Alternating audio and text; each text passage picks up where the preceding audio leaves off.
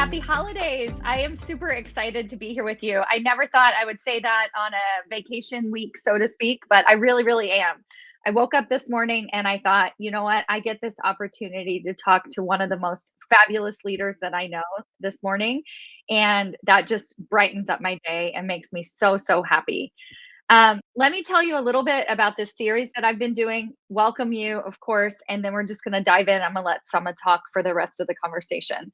Um, so throughout the month of November, a couple of years ago, I decided to highlight some of the incredible leaders that I've been working with because I thought, more people need to know and learn from these women. We all talk about how representation matters, but then we don't have opportunities to really see and create those role models for ourselves. And I have that opportunity and showcasing various different leadership styles to really show you that to find and apply to yourself, to your own unique leadership abilities, and begin to use these women as a role model. So we're going to be here together for about 10-15 minutes with one of the incredible leaders that I get the opportunity to work with. She is inside of my leadership table program, which is an advanced mastermind program where I facilitate a conversation around leadership and coach and direct women to get themselves into positions of power and influence at their organizations and beyond, and really create that ripple effect. So for today, and my name is Stacy Mayer, by the way. So let me just let Summa introduce herself, and then we'll get started in the conversation. Hello, welcome. Hi, Stacy. Thanks for having me. I'm Summa Simmons. I get to serve as the Associate Vice President of Treasury at Victoria's Secret and Company. I really enjoy the work that I do. So my team is responsible for managing the company's cash, ensuring that we have access to enough cash, making sure that we are investing extra cash where that's appropriate, and really helping the company make strategic decisions about how to spend. So I am the money woman, if you will, at VS and Co. Stacey, I'm So so happy to good. be here. Me too. I'm so excited. I say that every time, but it's such a genuine love for everybody, and then just feeling that heart connection. I can totally feel it today. Um, So the first question I want to ask you about is, how do you define your unique leadership style? I sort of alluded to that at the beginning, that we each have these parts of ourselves that we identify and present in terms of leadership. And then also, how has that led to some of your success in your career? Sure. So I would describe my leadership style as emphasizing empowerment, empathy, adaptability, and of course, trust. So empowerment really is around ensuring that my team feels supported, ensuring that they have autonomy over the work that's in front of them. Empathy is always leading with my heart to some extent first, ensuring that the team feels heard, they feel cared for, we know each other, we know what's going on in each other's lives. And adaptability, working in a space such as Treasury that's highly linked to a macroeconomic environment, we just really need to be top of mind, aware of what's going on in the economy, what's going on in our company, and being ready, able to pivot and be agile really helps in general in this industry. But I find as a leader, being adaptable to having a new leader, having a new team, that is something that has just become a natural part of my leadership style. And the last piece is about integrity and trust. Um, as a human, I lead with integrity, or at least I believe I am, and having relationships that are rooted in trust seem like you can accomplish just about anything. And that then naturally segues into some of my secrets for success, relationship building. Huge fan of build a relationship before you need it. Strong connections foster collaboration and trust. Resilience, um, bouncing back from setbacks is crucial. It's less about the unfortunate circumstance that happened, but more about how you handle it, how you pivot, how you move on into the next, chapter or the next best move. Balance. Balance is a big one, especially coming out of the pandemic. Um, Creating a space for both myself and the team to be able to be off when you're off allows you to step back into work, whatever that work looks like, and be present and be charged and be engaged, and also create the capacity for other folks on the team to have that same experience. And then there's learning from others, um, gleaning from your role models, but also learning from the really cringe-worthy moments that might happen, like figuring out what you don't want to do, learning from other people's pitfalls, and continuous improvement. Just engaging the idea of what you're doing today doesn't have to be the end and be all. How can we make it better? But also, how do you um, think about reinventing yourself at all times? Oh my gosh, this is so good. You just gave us a huge masterclass in leadership. All of these amazing skills. And now I just kind of point to how has this these skills, like you talked about so many different things, adaptability, empathy, resiliency, how has that helped you personally in your career as you've continued to grow as a leader? I Did you do these skills first, or is it just like what you lead them through? I think the relationship building has always been core to who I am and has become a tenet in my leadership. And the rest, the resilience, the balance, the continuous improvement, the learning from others, I think they evolved over time. Some of Mhm. it was trial and error. Some of it was, again, that idea of gleaning from others, like seeing what makes a really great leader great, especially if you've worked for them over a period of time. Um, and I think what I appreciate most about these alleged secrets to success is being able to share testimonies of when I've done it and when I haven't done it. When did the Mhm. thing go poorly? It was when I wasn't relying on what I knew to be the best approach, like building relationships. So when I was, in elementary school, my mom always asked the teacher, does she talk a lot in class? And the teacher was like, no, she's fine. And my mom basically was saying, well, she talks a lot here. So I often wonder, is she disruptive in class? And the teacher was like, no, she's not disruptive in class. But I say that to say that was a relationship building at a very early age, really wanting to connect and engage and understand who people were, what they liked, what they didn't like. And I can't think of a time where relationship building has not saved me and or put me in a position to move forward in a relationship faster, like starting a new job and spending 15 minutes in a coffee chat just to get to know the folks that you're working with. Mhm. That's an investment that will pay dividends. Yeah. Yeah.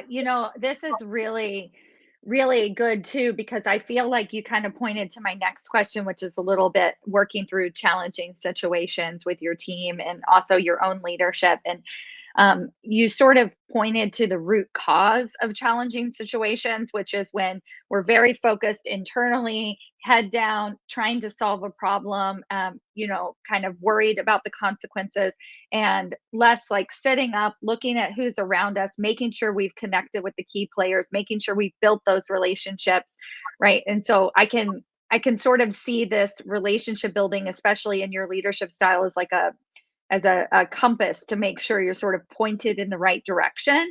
And when things feel off, it's like where is that piece, right? Instead of what we all do, including myself, which is like, oh, I'm messing up, I'm the failure, I'm the problem, right? And it's like, oh, maybe I just haven't taken the time to really connect or build relationships or look outside of myself. That's Yeah. exactly right. Yeah, I I would appreciate that. Hmm. Sure. It would start with relationship. There's a taking a step back and figure out what are we solving for, right? Like in Hmm. a tough situation, is it a people issue that we're solving for? Is it a technical issue? And I think that comes back to relationship. If it's a technical issue, chances are the people trying to solve for it don't have the answer. So do we have the relationship with the people who do have the Hmm. answer? Yeah. If it's a people issue, is it our personalities just not meshing? And is there someone within the network that has a better relationship that can speak on our behalf to get us past the hurdle of if it's interpersonal in nature? And I think it's about navigating difficult situations. It's staying calm. And maybe this could be a toxic trait of mine. I try to find the humor in things, even if it's a sky falling moment, there's some humor buried in there, and that often diffuses the situation. People realize that it is not the end of the world, though it feels like it. We can fix this, we can solve it. And typically, between the humor and the relationship and taking a step back to assess what's really going on, we normally get there and there's an incredible lesson and a chuckle on, remember the time such and such happened and we all thought we were going to get fired. Nobody got fired. That's the good news. So I think it's really just taking a step back and asking, what are we really trying to solve? Technical or personal? Yes. Okay. So this is answering the question about difficult and challenging situations, I think. And I just thought of a quote when you said that about like nobody got fired. But so I've been playing pickleball a lot lately. And whenever somebody falls or dives for the ball, we're always like, whoa, slow down. It's just pickleball. Like, it's like perspective here. What are we really trying to do? We're not here. It's like some big competitive sport to kill each other, right? It's like it's just pickleball. It's just pickleball. I We love can that. get through this. Anything else you want to add to that conversation about challenging and difficult times? I think this is the reason I asked the question so directly is because it's such a huge part of leadership is really understanding that change is inevitable, that challenges are inevitable, and then really having that proactive approach to solving it so that we don't get caught in the fire as well. I think the one thing that I would add to tough situations is this idea of leading by example, which I didn't necessarily share in how I think about my leadership style. It's underscored that I believe in leading by example, and how your team watches you handle a difficult situation speaks tremendously to how they would answer the question about your leadership style. And I want to be a leader that creates leaders. I don't want to be a leader that's creating doers.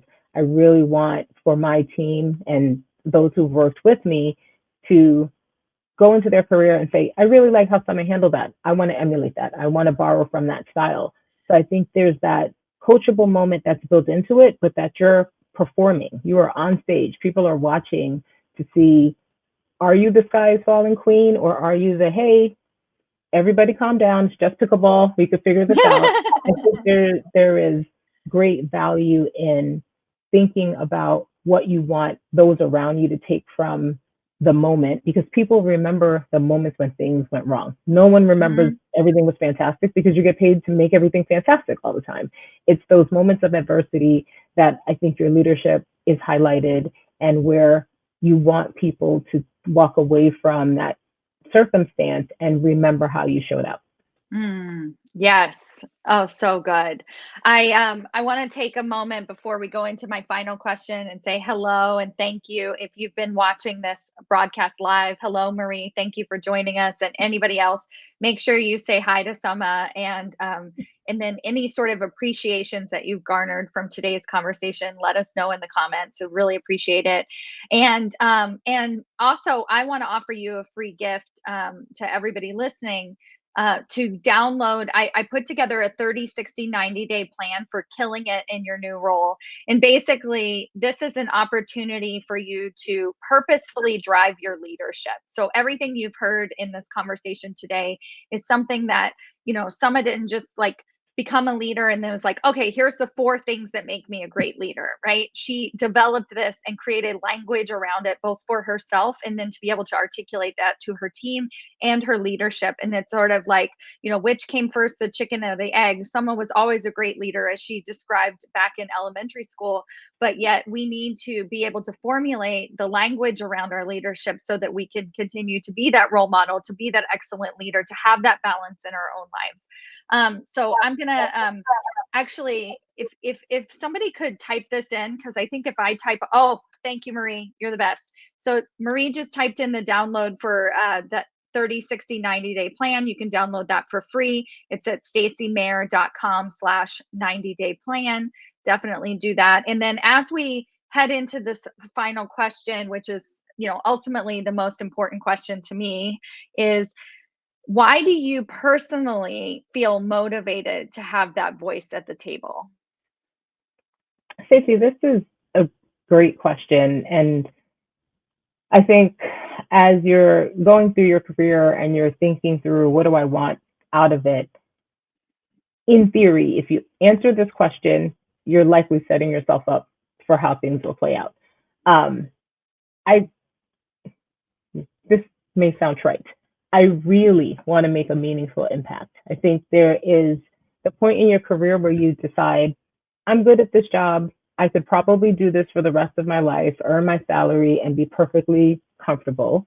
Or I could dig in my heels, elevate what I'm doing, share the components of myself that I think are relevant and relatable, and see how that weaves into the fabric of the culture of the organization that I'm serving on as a nonprofit board member or that I work at and for, and the communities that I serve.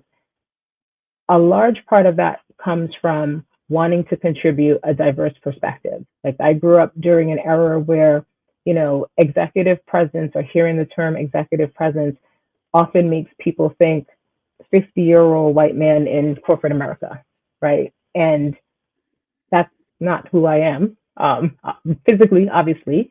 And so being able to contribute a diverse perspective to even the definition of executive presence is super important to me. And I think that too contributes to me having a seat at the table. And then last but not least, if those two things aren't impactful enough, I really just want to drive a positive change within the team and the organization. I want to leave spaces that I sit in better than I found it. And part of that might be, leaving your legacy, or it just might have been doing a great job, whatever that looks like. But I do want to have the summer factor left on spaces that I sit in and play in and spend time in. Oh my God, the Summa factor. Yes. And I was thinking about making your mama proud, right?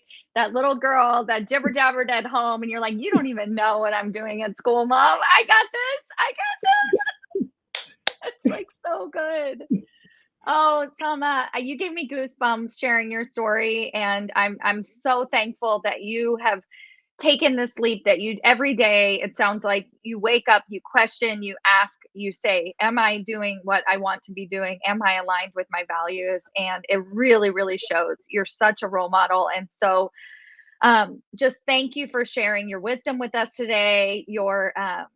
I'm really excited for everybody who gets to take this knowledge into 2024 and ask yourself the same questions, right?